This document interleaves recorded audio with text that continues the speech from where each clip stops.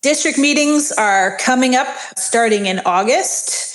The three districts having elections this year are 3, 6, and 9. So if you're in those districts, please make a plan to come out to your district annual to vote for your next district director. More information will be going out by email. It'll also be on our website, and it will be in the next Ontario Sheep News magazine. So please check those sources for the dates of your district annual meetings. And we look forward to seeing you. Now let's get into today's episode.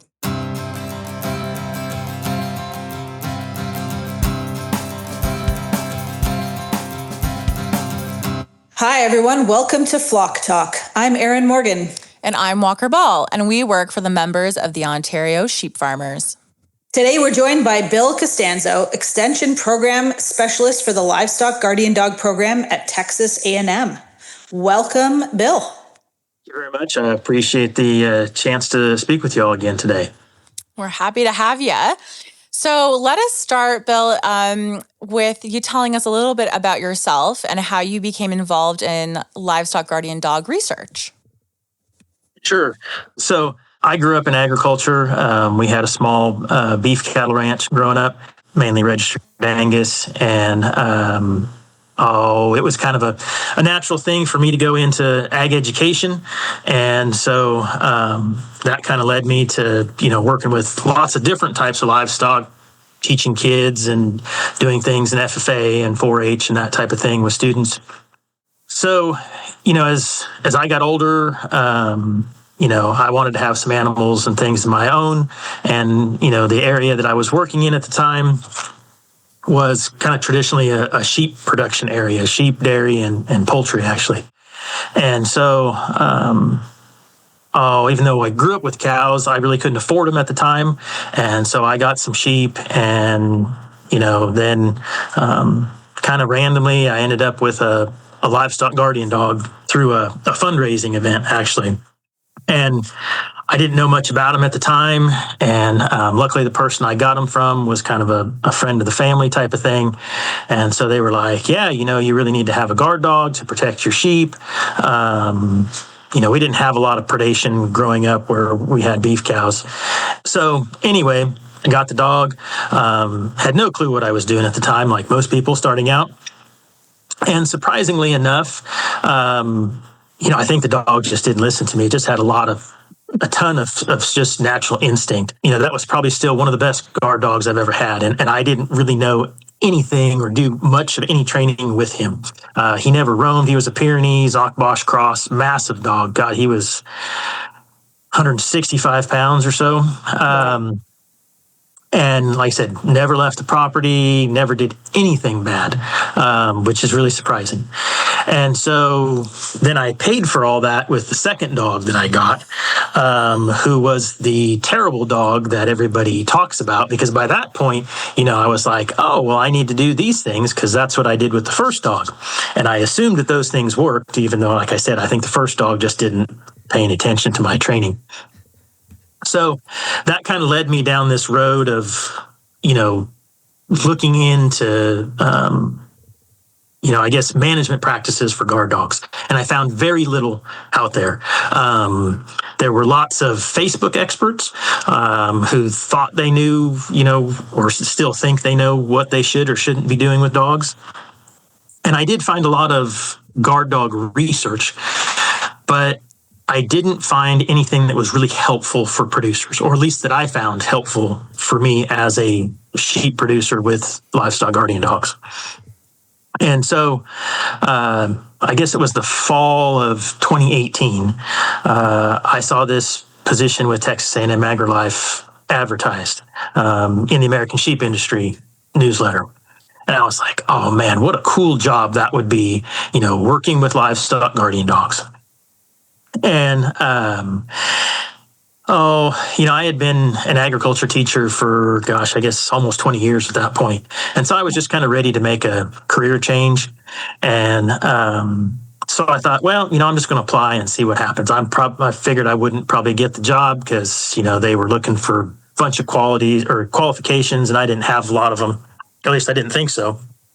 So anyway, long story short, I applied, and I was the exact person they were looking for.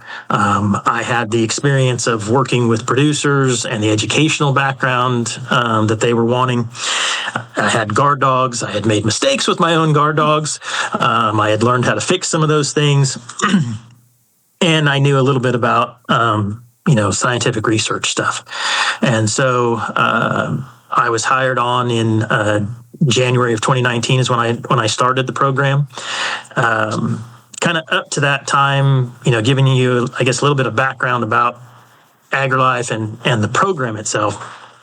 They had started looking for somebody in 2017, and my position started out as a joint position between Texas A&M AgriLife Research and Extension, and then the Sheep and Goat Predator Management Board, which is a checkoff board that we have here in Texas. And so that board felt that there was a need to look into guard dog research to use some non-lethal management of predators. Predators here in Texas, I mean, I know everybody says, well, like, predators are out of control, but it's really bad here. We have a major issue with feral hogs here. Coyotes are a major issue here, and we also have some aerial threats that are not typical in other areas as well. And so because of those kind of three things, and, Texas is obviously growing, you see stuff about Texas and business and all that stuff. And so, urban areas are extending into the country, and that's leading to ranches being sold and broken up and things like that. And so, again, that's creating problems with predators for those that are left. So, kind of getting back to all that stuff, like I said, they were looking for a person to do some guard dog research and stuff and some outreach. And so, the program officially started in January 2019. So all the stuff that you see online and everything, most of that was all, produced by me and Cool. since that point. Good for you. So, some people are a lot of times are like, well, Bill, you should, do this research, or you should try to solve the rescue problem with dogs. And I'm like, look, this is a one-person program with a part-time student worker. I don't have, 20 other people below me. I don't have $1 million budget, even though, A&M pays their football coach $100 million. I run on a very shoestring budget. So, you might have to start a Livestock Guardian football league. If I did, man, I mean, we could do some serious, Sounds like it. Yeah. So now, you started to look into GPS collars. That's been a thing for a little while, right? Yes, ma'am. Yeah, that was one of the goals of the program starting out. Yeah. Yeah. So can you tell us about, what led you to use GPS collars with your livestock guardian dogs, and then, what questions you were hoping to answer with that program, or what you were trying to solve? Yeah, sure. So, the program kind of started out with 3 goals, and GPS tracking was one of them, because they were doing some GPS tracking with some guard dogs that we had at the research facility, and trying to get some producers to use them. And most of the ones they had at the time just weren't working out. And so, that first year, 2019, I contacted a lot of GPS tracker companies, and I got lots of samples and tried out a lot of different trackers. And so, again, because I mentioned I have that shoestring budget. Okay, so the trackers that we use, or that we were looking at using, are not these high budget, $1,000, $2,000 GPS trackers that they use for wildlife projects and research for bears or wolves or whatever. We were looking at trying to be able to do research, but it not cost a lot of money, and to hopefully get sort of real-time tracking with the dogs. So we didn't have to go and download tracker information and then put it into computer and be like, oh, well, 2 weeks ago they went from here to here. We wanted to kind of know that within the last couple hours, hopefully. So that like being able to do somewhat live tracking is what really led us to use the collars and the trackers that we have today. The units that we use today, are called the Oyster 3. They're made by a company called Digital Matters, and they're an international company. I mean, they've got, God, I don't know, millions of trackers all over the world. And the actual distributor that we use is here in Texas, Lone Star Tracking. They've been phenomenal to work with. They are very interested in what we do with the trackers and trying to help us, make the trackers better and get more accurate information and all kinds of stuff. So, I can't say enough good things about Lone Star Tracking. They've really been great to work with. So that's kind of how we got into the GPS trackers. And that's the tracker that we, after testing all these different trackers, we kind of came down to this Oyster 3 tracker. Mm-hmm. And we use, that one's a cellular-based tracker. And so we use a cellular-based version of that. And then we also use a LoRaN version of that. And just a quick explanation of that one. That's the one that we mainly use on all of our ranches because it gives us basically every 15 minutes we get a location on the dog or on the livestock, whatever we're tracking. It's got a lot longer battery life. They're a little bit cheaper than the regular cell versions. And, those are what really work best for us. The only drawback is they have it's about a, kind of depending on the area, but roughly about a 5-mile radius from wherever the gateway is that the device talks back and forth with. After it passes that, then you kind of lose the dog or the tracker. Okay. And so it was a system that was originally designed for the U.S. military, and now it's out for civilian use. And but if we have a gateway or a tower someplace on one of our ranches, and say a neighbor had one, if a dog leaves our signal radius, it would pick up on the next tower. Okay. So it just has to constantly have one of these gateway towers to pick up a signal. So those are the two of the trackers that we use. We also use one called a Smart 1C, which is a satellite-based tracker.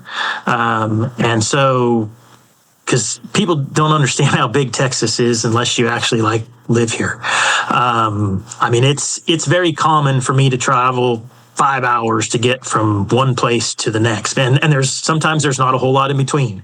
So it is a very big state. There's a lot of areas that, have no cell signal whatsoever. And so the satellite-based trackers work, for those specific situations. So those are kind of the trackers that we use, kind of how we got into them. Things that we were hoping to answer with GPS trackers. One, we were looking at just the actual movement of the dogs themselves and how they travel and, how fast they walk, how fast they run, trot, that kind of thing. How much time do they spend just being stationary? And then, what are their movement patterns compared to livestock movement patterns, for instance?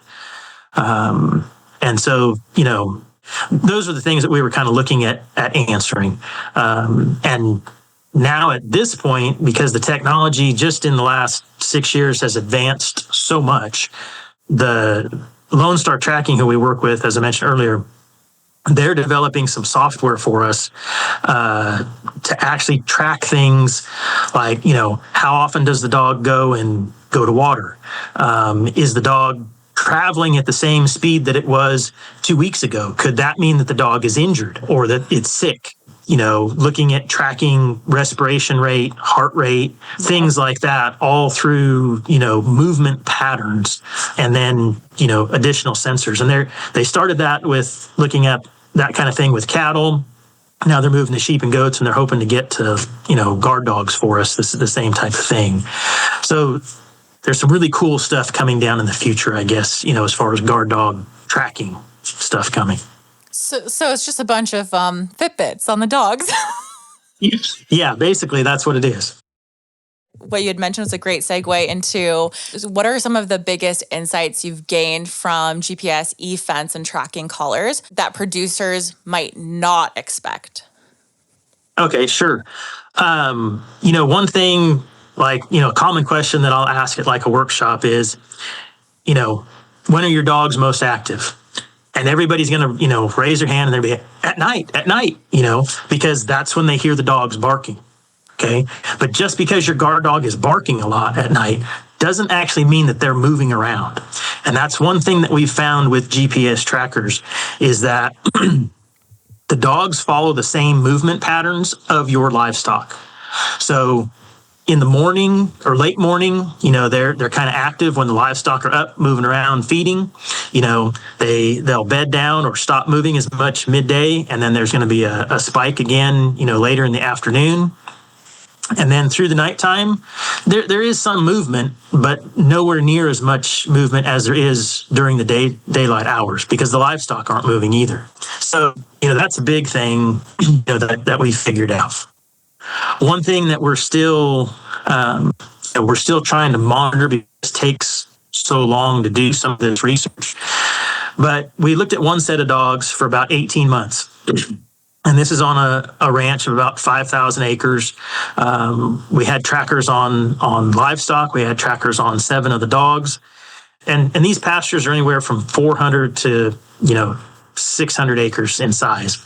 But anyway, over that 18-month period of time, those dogs traveled between 4 and 12 miles a day with an average of roughly about 7. And so, some people are like, well, Bill, that's great to know, but again, why does a producer need to know that? Well, a lot of producers that I work with, they're always looking at being, cost effective. And so they go down to Walmart and buy a pallet of Old Roy dog food and they feed it to their dogs. And then they can't figure out, why their dogs are thin or why their dogs are laying around all day long. Well, if a dog is traveling on average 7 miles a day, they need some better quality food. And that's one reason why, I give that number out to producers. Another study that I'm working on completing the data analysis right now, that was 16 dogs on 5 different ranches in 100 acres to 10. Those dogs averaged 11 miles a day. So, that information is really important, when you go to look at the nutrition level that you feed your guard dogs. Yeah. Because the more they have to move, the more calories and the better quality of feed that they need. Not that you have to go buy, $100 bags of Purina Pro Plan, but, probably not feed Old Roy either. Yeah. So. Wow. Cool. But, you mentioned the question about the GPS e-fence collars. And so I wanted to hit that real quick as well. So we've been looking at several different types of like virtual fence collars for dogs for, well, let's see, I've been doing this since 2019. So I guess we started in 2022, maybe. Yeah, it's been about 4 or 5 years. We've looked at 2 pet collars, probably the longest. That's the Spot On Fence collar, and then the Invisible Fence brand collar as well. Both of those work really well. Once a dog is trained with like the extended battery life feature that they both have, you'll get 2.5 to 3 days of battery life out of those collars. Now, for smaller producers, that's good. They're going to see their dog every day. It's probably not a problem to take the collar off and recharge it or put a new collar on or something like that. Larger producers, have an issue with that. And because it's a lot of times, at least the ones that I work with a lot, they may only see their guard dogs twice a week because the ranches are so large. And so, having 2.5, 3 days of battery life isn't a good thing. So, we've continued to look at those. We've tried some other ones. I mean, I know Halo's a popular one, but we haven't been able to get more than about a day of battery life out of that thing. I've looked at a couple other ones. The accuracy was terrible on them. I told the companies they supposedly fixed them, but I don't know. Still wasn't as good as like Invisible Fence or Spot On. The most recent one that we've tried is actually a collar for livestock, because I have a feeling you're going to probably get some questions. So that's why I brought this up. We have been testing no fences sheep and goat collar on Livestock Guardian dogs. They ago now, saying that they were going to come to the U.S. and that the company was very concerned that people were going to put these collars on guard dogs. And in Europe, it's illegal to use any type of shock collar on a guard, any type of dog. And so they wanted to know about laws and things like that here in the U.S. and in Texas. And I kind of chuckled and I was like, look, we can go down to any pet store, feed store, and buy a collar and like shock our dog. Like it's not a big thing here, So they finally made their entrance into the U.S. a while back. And so they sent me some collars back last fall. And so we've been testing those on guard dogs. They've been extremely effective. I'll give you an example. I have one on a dog at another work with part-time, and the collar went on the dog December 5th. We're July 2nd, and I still haven't had to recharge the battery yet, nor has the dog escaped. And this was a dog that was roaming a lot. He left the school farm and went to the dean's office one time on campus. So it's been extremely effective. I've had on other dogs. I've sent some out to producers on some larger ranches, and they've really liked them as well. And so, there's definitely a place for the virtual fence collars with guardian dogs. Wow, amazing. Do you know much about how these different products perform in the cold? Does it reduce the battery life significantly? The no fence one, that company is based out of Norway. And so, I haven't had a chance to actually use that one in the cold because we didn't really have a winter this year here in Texas. Nice for you. We had a huge one here. I think it's going to come back this coming year with really bad. But anyway, so I'm assuming, because it was built in Norway and they use them there, the no fence collar, I would think, has probably a pretty good battery life. It also is has solar panels on each side of the collar, so that helps keep it charged. That's cool. The other collars, the spot-on fence, the invisible fence collars, like our regular GPS trackers, we do tend to see some reduced battery life during the colder weather, and as well as in the extreme heat, as that also. So, you kind of have to plan for that just a little bit and change batteries more frequently or recharge the collars a little bit more often, kind of in those temperature extremes. Mm-hmm. Are there other limitations of the current GPS collars? So the biggest issues with the regular just, GPS tracking collars is really cellular signal. The better signal that you have, the longer your battery life is going to be on the tracking collars themselves. So, for example, we have our GPS tracking collars that to take a location every 15 minutes. On young dogs, we'll have that send that data every 2 hours. On kind of adolescent dogs, it'll be every 4 hours. Then like our adult dogs, we try to have it set every 6 hours. We extend it out because, the less frequent that it reports, the longer that the battery life is. And on the adult dogs, we kind of know their patterns at that point, whether they're going to tend to roam a little bit or they're going to be closer to the herd or whatever. And so, we set them at the 6 hours really just to kind of keep tabs on them, how they're doing. Unless we're doing like an actual research project, and then it'll report more often for us. So for instance, like on that 2 hour setting, we're going to get about 40 days of battery life in a good cell service area. Now, if it's fair to poor, you might get as little as 25 days of battery life, because what uses all your battery life on the GPS trackers, it's not taking the locations. You can take a location every minute if you want. It's really sending that data. That's what burns up all your battery life. So the problem with that, though, if it's not sending the data to you frequently, then you don't know where the dog is. Where your dog is, yeah. So we use the 15-minute location, 2 hour upload on the young dogs because most of our research ranches are about 2 hours from the San Angelo Center. So if we get a notification that the dog is out, okay, we can get there in 2 hours, and then in 15 minutes, it's probably going to update again, and we can find and then, get to that location on the ranch fairly quickly, or off the ranch if they've left. So yes, cell signal is really the big issue, and that's one reason why we switched to that LoRaWAN system because so for instance, like on those, we get 15-minute updates like every 15 minutes. It's taking that location and it's sending us that data. Okay, versus the regular cell one, it might be taking the location, but then every 2, 4, 6 hours, it's sending that data. Okay. On those LoRaWAN callers, we get about, kind of depends on how good the batteries are at the beginning, but we get, on average about 4.5 months of battery life on the LoRaWAN callers versus the cell callers, because the caller itself is only sending the signal to wherever that gateway tower is, like on your ranch.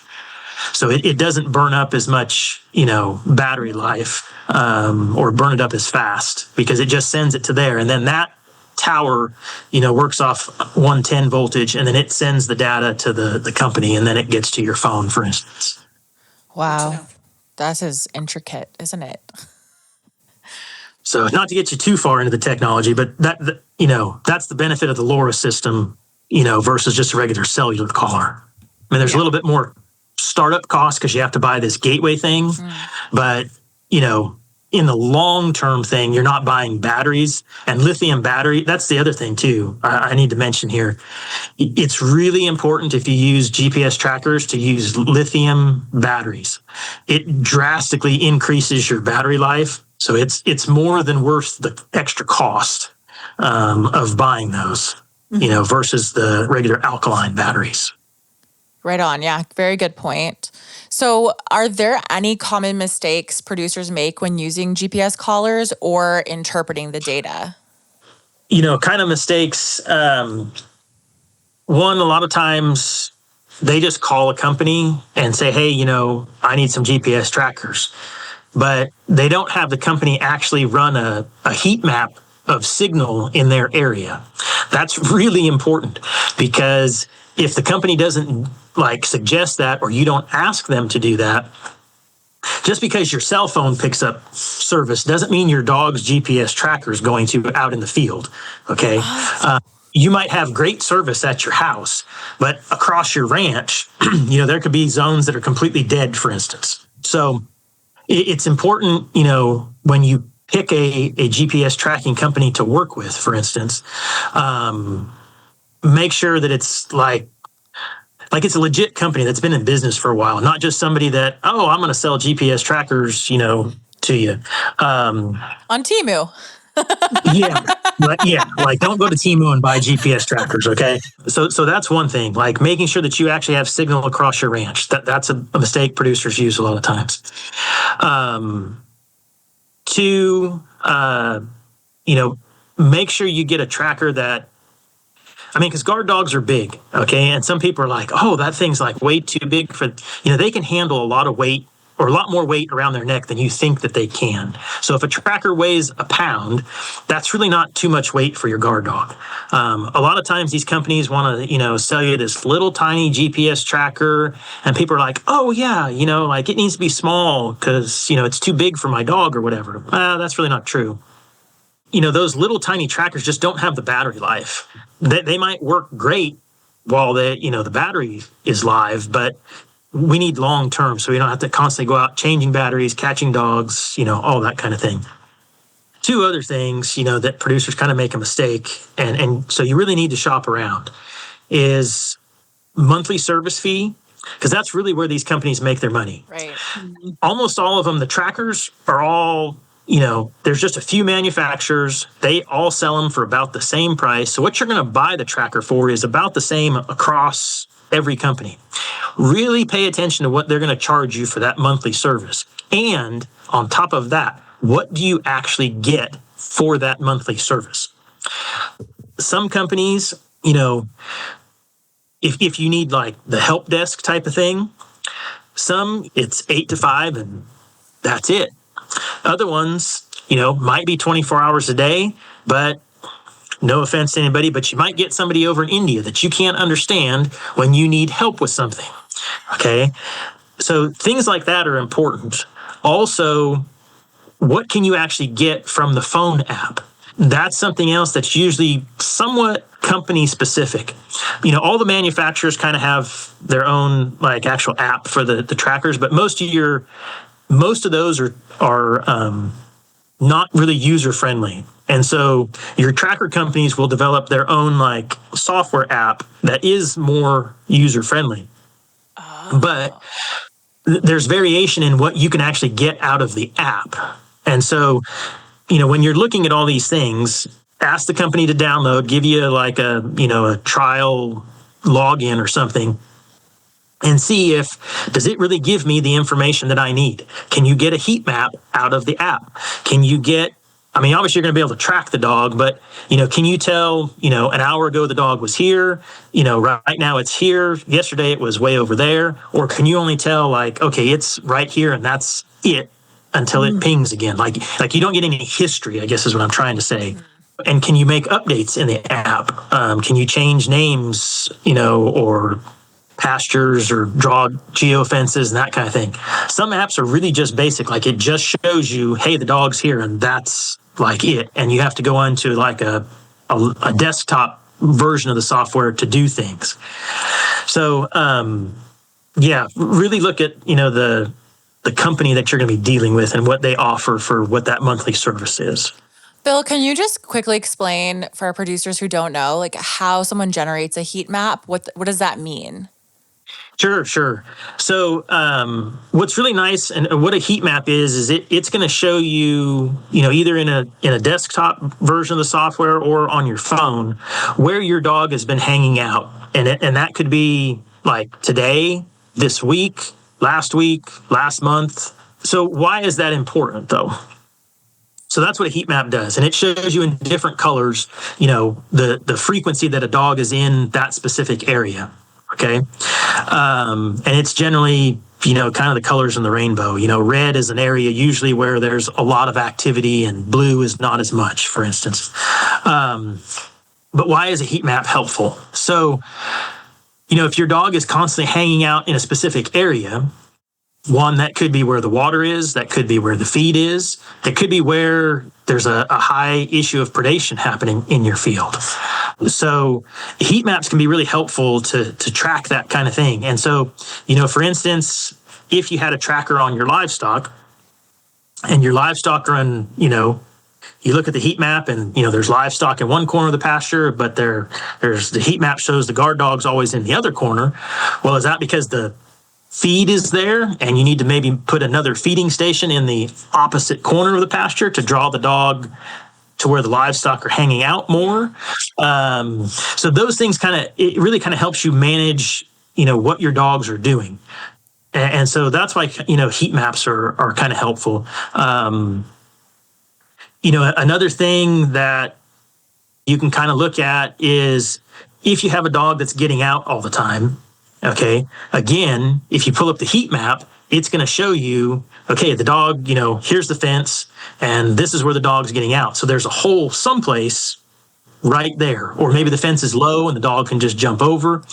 Those are things that, the heat maps can tell you that are really helpful in managing your guard dogs. That's cool. Yeah, it's a puzzle piece.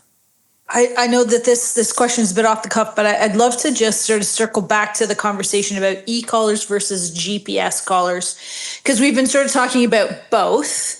And I would love to, it sounds to me like those are sort of two different things and they sort of serve different purposes. But, for a producer, what are the advantages of one versus the other? Like, why would you choose a GPS collar, or why would you, obviously an e-collar keeps them fenced electronically, but why a GPS collar? And are there any products that kind of do both? Sure. So, and we use kind of all of them. Your GPS collars are really just for tracking. So, you're trying to monitor the movements of your guard dogs and get, things like those heat maps and stuff like that out of them to manage your guard dogs better or more effectively. There's a regular just e-collar that, you can tone, vibrate or shock your dog. Those are handy, especially for adolescent dogs, to work on training if they're not if you've tried other things and those other training methods or aids are not working. And then you basically have like your virtual fence collars.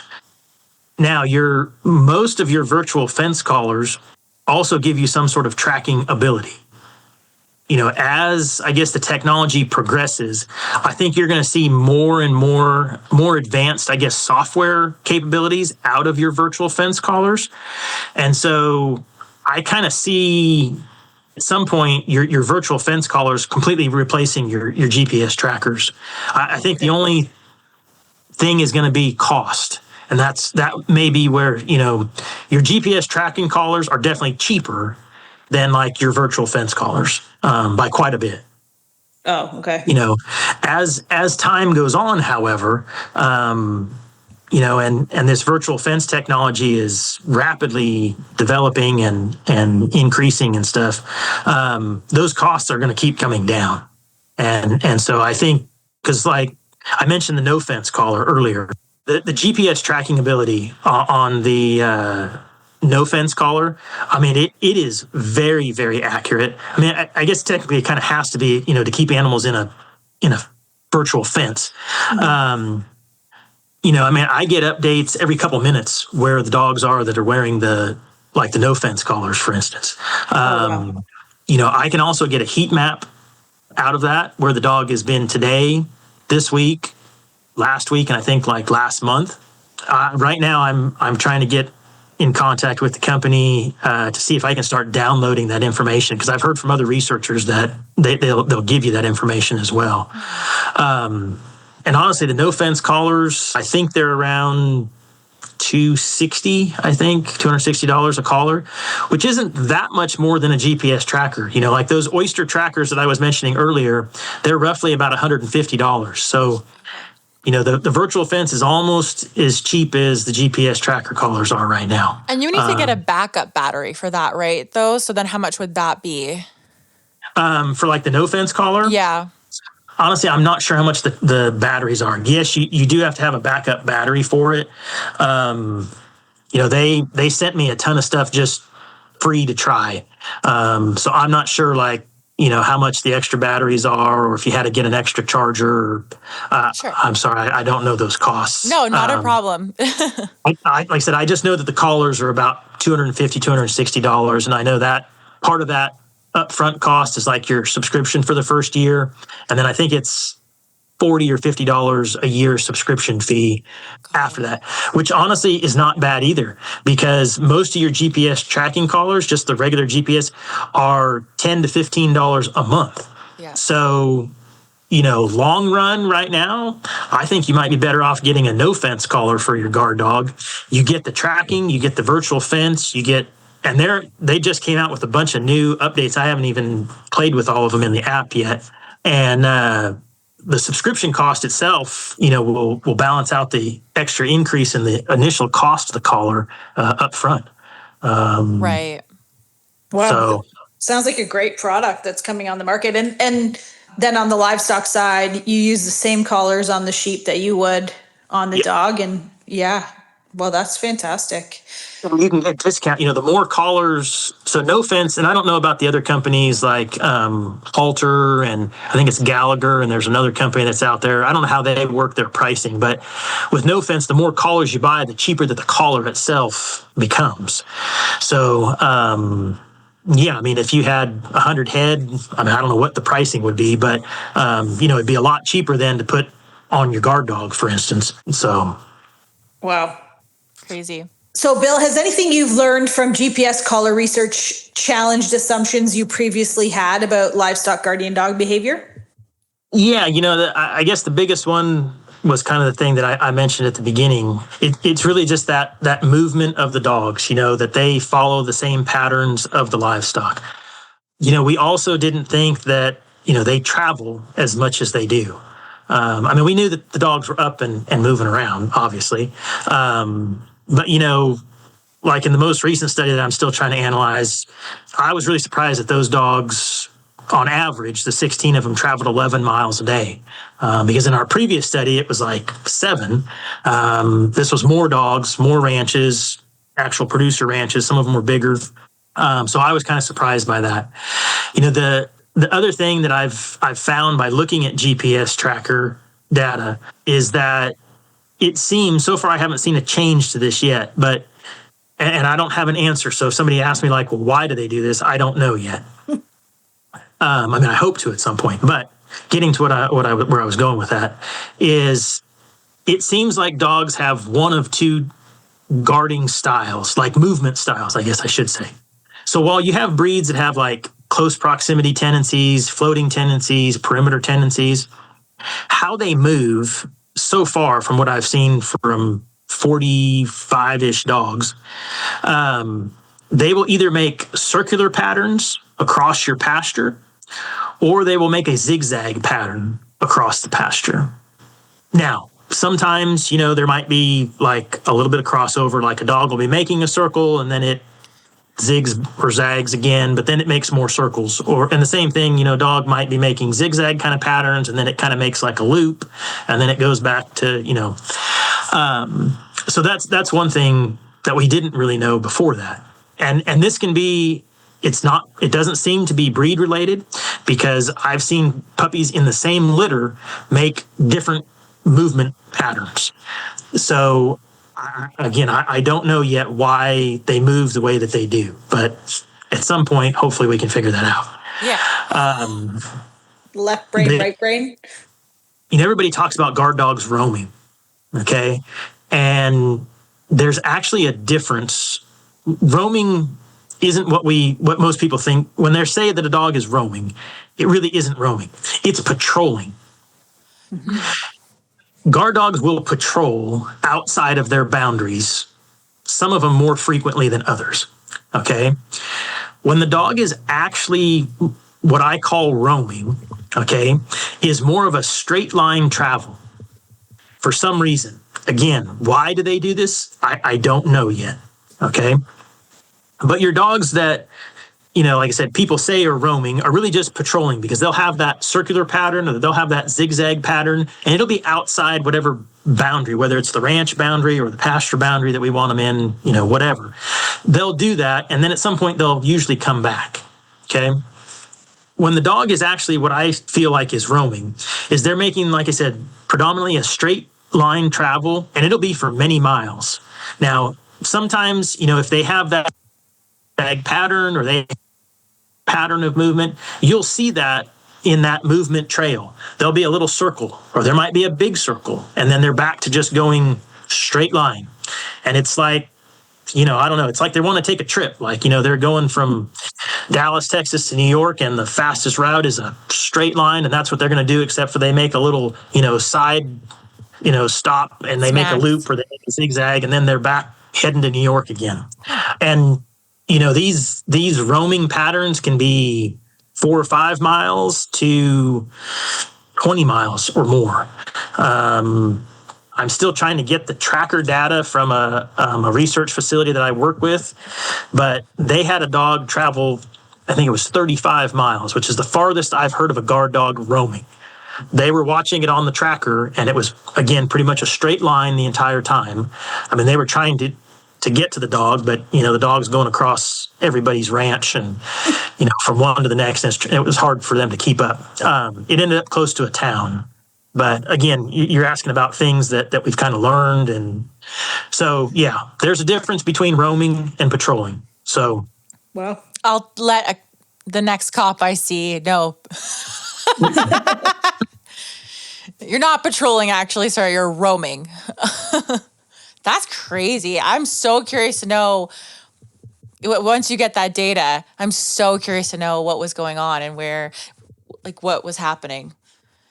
Yeah, I'm not, like I said, I'm not sure why they roam.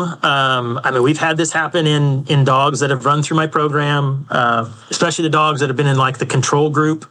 That's usually who's had these issues. And it's usually 4, 5, 6 miles, and it's predominantly a straight line. And then they come back?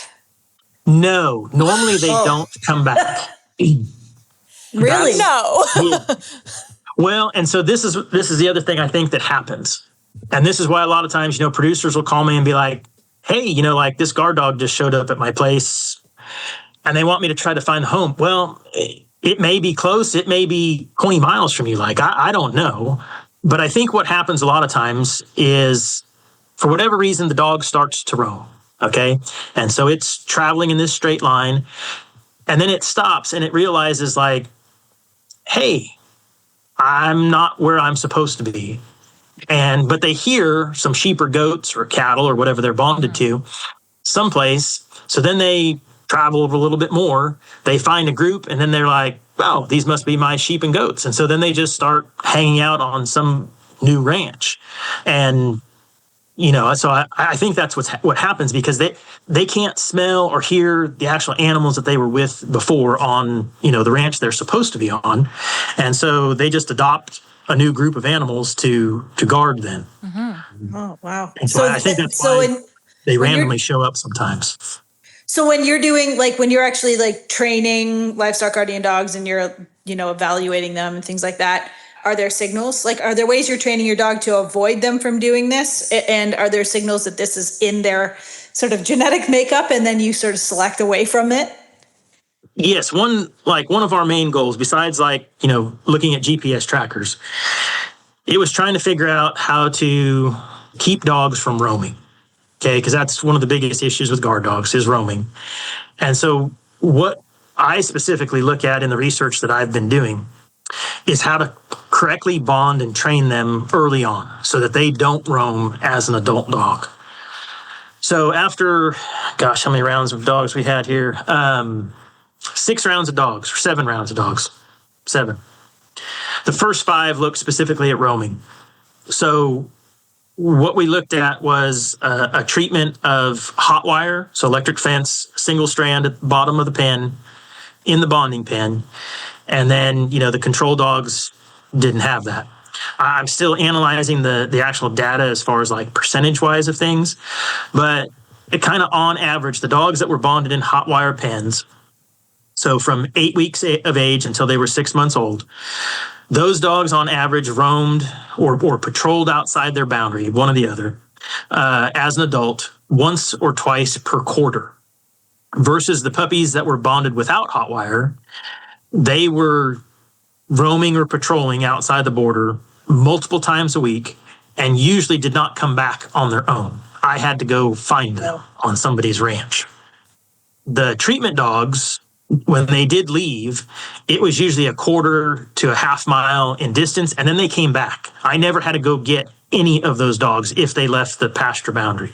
Oh, good. Whereas the dogs that did leave were usually anywhere from 4 to 6 miles away, and I had to go get them, which was not a fun thing, because then I have to figure out whose ranch it is and try to get a hold of them. I can't just, randomly trespass on somebody's ranch because we have a guard dog on there, even though it's a state-owned dog. So, yeah, I strongly encourage producers to, if you're going to get a guard dog puppy and bond it yourself, to use hot wire in the bonding pen until they're at least 6 months old. And now what we're actually looking at, because that was so successful,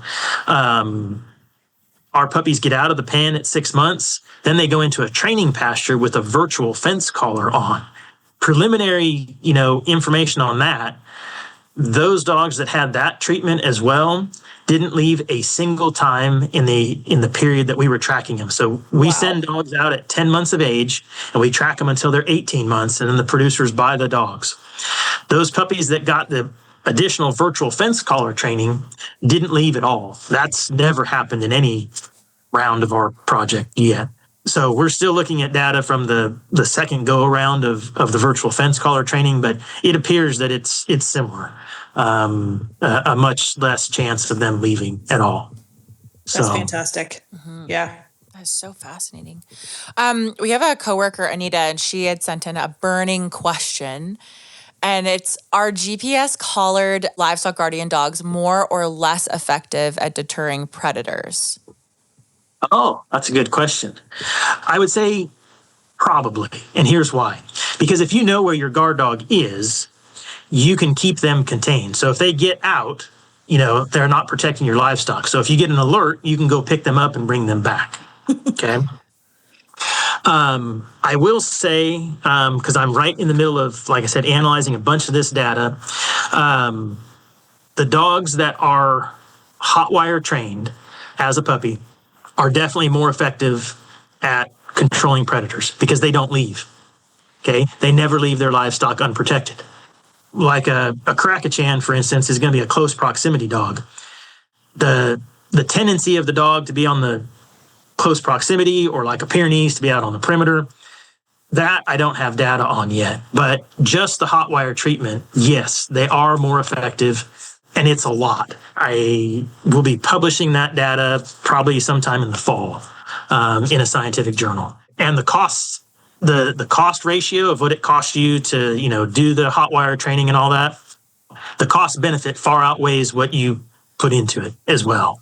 Because I was just running those numbers, I guess about a week and a half ago. I don't remember exactly what they are, so I don't want to say it and then publish it. And you're like, well, you said on the podcast it was this. But yeah, it's a big difference for sure, the hot wire training. And I would say the GPS tracker collars as well, along with the virtual fence collars, because if you know where your dogs are, and they're staying with the livestock, yeah, it's gonna be cost effective. It's gonna control predation better. Fantastic. So, we talked a lot about all the various technologies, but looking ahead, how do you see GPS technology changing the way livestock guardian dogs are managed over the next 5 or 10 years? I think it's going to become more widely adopted than it is right now. A lot of producers, again, I go back to kind of feeding the old Roy to their guard dogs because they want to do the cheapest thing as possible. A lot of producers that when I do a workshop or something like this, they're like, well, yeah, but, I don't want to spend the money. Like, I've got other things to spend money on. And they probably do. One, the cost of this stuff is constantly coming down. I mean, when I first started looking at GPS trackers and tracking collars, like in 2019, yeah, they were like $250 to $500 for some of these things. Now they're down to like $150. The no fence, which gives you the tracking plus the virtual fence, that thing's like $250 or $260. And I foresee those getting cheaper as well. With the addition of like all this, and I know everybody talks about all this artificial intelligence stuff, but I mean, it's where we are at this point. The more of that technology that's used, it's really going to be able to tell you information, like I kind of mentioned earlier, is my guard dog sick right now? If your dog's sick or it's injured and it's not keeping up with the livestock, okay, again, just like we mentioned, they're not going to be able to control predation as well for you. So if you have a tracker on your dog and it can send you alert that, hey, there's something wrong with this dog, then again, you can reduce predation. You can go out and get the dog medication or get it to the vet and get it taken care of, and it's back working quicker for you. Other things like, we didn't start using this feature, I don't know why, until about 2 years ago, but our GPS trackers have a speed alert, okay? Because they're designed so the trackers that we use are made for like semi trucks and shipping containers, okay? So that's what these Oyster 3 trackers are designed to be on. Yep. And like I said, I don't know why we never, like from the get-go, used this speed alert feature, but it came up because we had some guard dogs that were chasing. And so I was like, well, yeah, I've seen speed alert thing. I don't know. So anyway, we started using that, for instance. So now all of our puppies or adolescent dogs, we turn the speed alert on. And so I'll get a notification. I don't even have to be in the pasture to know that they're chasing livestock or they're chasing something.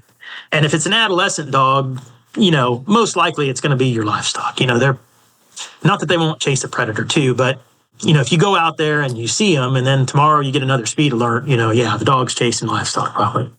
So little things like that can be really helpful to managing your guard dogs, especially adolescent dogs. I would say, if a producer doesn't want to adopt trackers for all their dogs or virtual fence collars for all their dogs, I would highly recommend using them on the adolescent dogs because those are the ones that are going to have the most, issues with bad behavior of whatever it is, whether it's roaming or chasing or, those kinds of things. So there's really a benefit, to using them on those type of dogs. So that's where I kind of see the growth kind of going with this stuff. Very cool. Yeah, very cool. So last question, Bill. What's the biggest takeaway you'd like sheep producers to leave regarding GPS collars and LGDs? I guess the biggest thing is producers that I work with that get dogs from my program end up falling in love with the GPS trackers. Just give them a try. Okay. I know it's a costly thing. Check and see if like your local, government agency can supply trackers to you if you want to try them out. I mean, we used to do that. We don't like send trackers out for free anymore, just because it's kind of a change in funding. But try some out. See if a company will let you, return them if they don't work out for you or whatever. But you will see the benefit, if you just use them for a couple months. All the ranchers that we have worked with still continue to use GPS trackers afterwards. And some of them didn't want to use GPS trackers at the beginning. They're like, I don't need the GPS tracker. But like, don't give me the, I don't need the app. Like you can use it for whatever you need. And then, they wanted to know where the dogs were at or what they were doing all the time. And, so a lot of them, fell in love with, they're reading the paper in the morning and they've got their phone or whatever. And like, oh, well, Sally's right there today. And so I know where to go feed Sally or find Sally out in the pasture. And the other thing too, is it helps you find your livestock, because if you have even a halfway decent guard dog, they're probably going to be wherever the animals are most of the time. So if you need to go find your animals, if you have a large pasture, where the dog is most likely where your livestock are going to be. So it's going to cut down your time of traveling all over the pasture, trying to figure out where the animals are to check on them or to feed them or something like that. Mm-hmm. So that makes sense. Sounds really beneficial. It'll also help you find out when your neighbor's feeding your livestock guardian dog on their porch, which was a story I heard recently. Yes. You can track them right over to the neighbor's house for breakfast. Well, and actually, that brings up a good point. And this is something else just quick to mention for producers. Your GPS tracker, depending on how you want to look at this, is either going to help you in a neighbor situation or it could hurt you. I've had producers who have used their GPS trackers to say, hey, that wasn't my guard dog that killed all your chickens or chased your show sheep into the fence and they broke their necks because they weren't used to a dog. Now, on the other hand, it could prove that your dog was there. Yes, but quite expensive for you. And then it could be quite expensive, but at least you're going to know.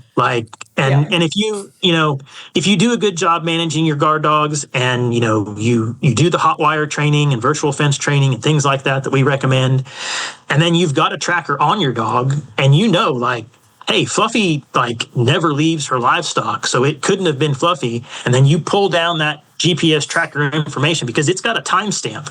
All that information you can pull down in an Excel file from these companies, and it'll give you a date, a time, and a latitude, longitude location of that dog. And it will hold up in court to say that, no, that dog was not, the one that killed the chickens, for instance. That's fantastic. So there's another good takeaway for producers and guard dogs. Amazing. And so, Bill, if a producer is interested in learning more about all the great work that you do at Texas A&M, where would they find all of your amazing resources? So there's we're all over social media. So we have a Facebook page, an Instagram, a YouTube channel, all that stuff. All three of those can be found at TAMU Livestock Guard Dog.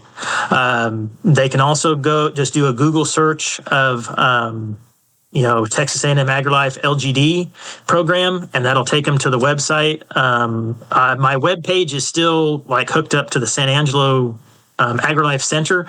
It's going to be migrating to the actual main Texas A&M University page sometime real soon here. They're doing all the background stuff right now, but there'll still be a link, to find it. Amazing. Thank you very much, Bill. It was great talking to you. Yes, y'all as well. These were great questions. This is definitely the first one of these type of things that I've done strictly just on GPS tracking and virtual fence callers. So I appreciate that. Cool. Well, and we appreciate your time very much. Very much. And thank you for listening. If you enjoyed this episode of Flock Talk, please subscribe to your podcast app to receive alerts to our future episodes. And please share our podcast with your friends. For more Ontario Sheep Farmers content, follow us on social media under the handle @Ontario Sheep Farmers and visit our website, ontariosheep.org, for more resources.